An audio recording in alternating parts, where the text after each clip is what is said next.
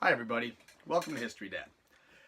Today we're going to talk about nationalism and fascism. Specifically, we're going to talk about the effects of the nationalist or fascist government upon women. This is actually going to be part one of a two-part set. This one is going to give some background, some history. Um, we're going to look at three countries primarily.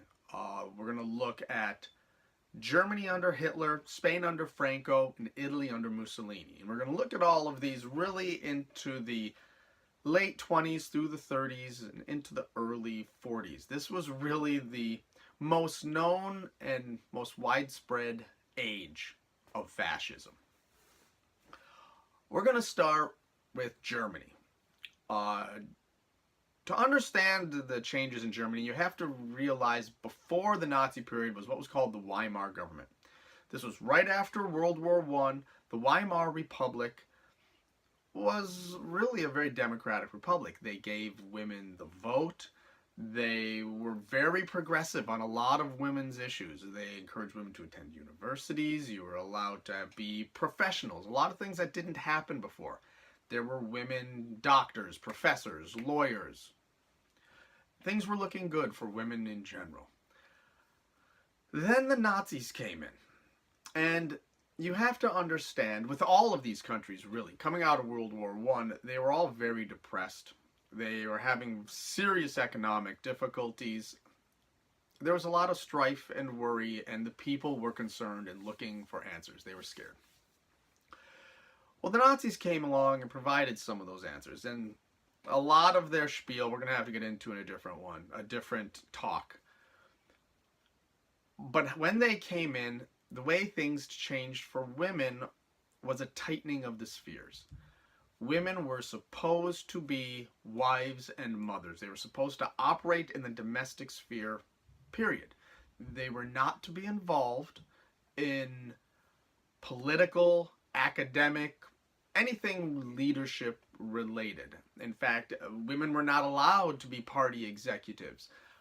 They were not allowed to be members of the administrative committee. Things like that. This was particularly hard in Germany for the women because after the Weimar, or during the Weimar, many of them had become professors, doctors, so forth. Under the Nazi government, they were essentially pushed out. They did not want women teaching beyond elementary, for example. They did not want women doctors, women professors, women politicians, or lawyers. So it was essentially, they were gotten rid of. They were forced back into more of a, what they would consider womanly path of having children, being a wife. That was their mission under the Nazi government. That was their role. It was somewhat similar in Spain. In Spain, under the Republic, before Franco and the fascist government, women, for example, in 1931 had been gotten the vote. They were allowed to run for public office. Women had been making some progress. Then came Franco. By 1939, women no longer had the vote. There were, in fact, some very serious morality codes for women involving dress, sexuality, you name it. Women were not supposed to wear pants after this point. Women had very restricted career opportunities. Your focus was supposed to be on the home, on having children. It was not supposed to be in the workplace whatsoever. Divorce, contraception, abortion were all prohibited. If you were seen promoting or being an activist for women's rights, you would be arrested. You could be imprisoned or executed.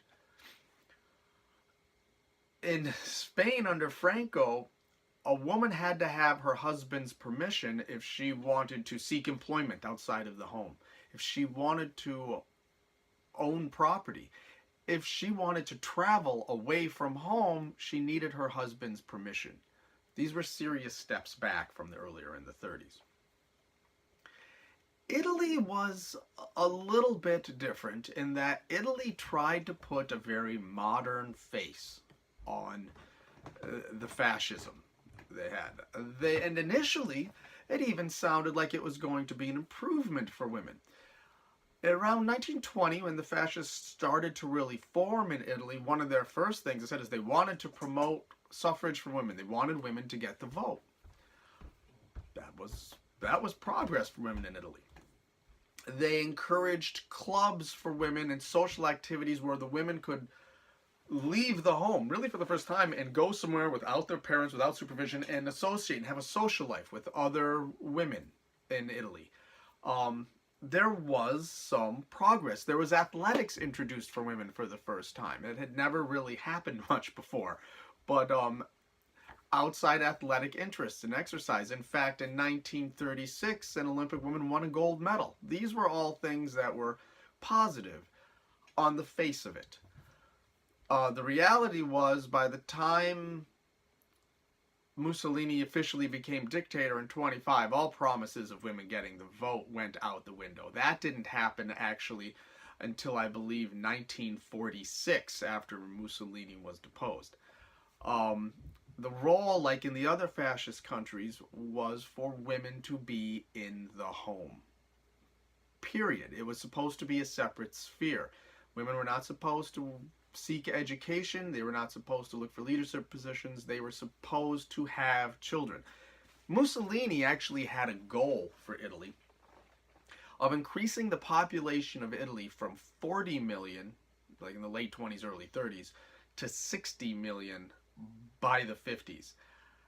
That's a big jump. He wanted these women to have a lot of kids. He gave monetary incentives and discounts of services to women who had multiple children.